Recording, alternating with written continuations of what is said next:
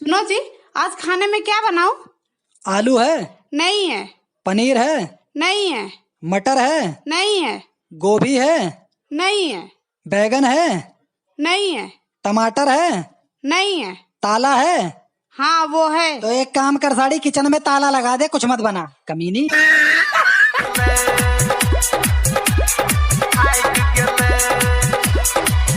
जब भोर भेले तब शोर भेले, हम बात गेलै कानो कान, छौड़ा छौड़ी पहिले। क्यों होता है प्यार बता दिल पर, हो कैसे अचानक मिल जाती है नजर।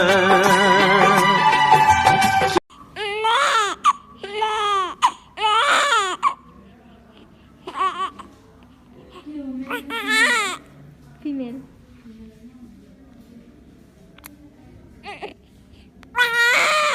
ना लागे छ मन गे मयो हमरा बाऊ कर दे, नहीं तो कर लगबो छोड़ी सबका फोन गे मयो हमरा बाऊ कर दे, हमरा पढ़ में ना लागे।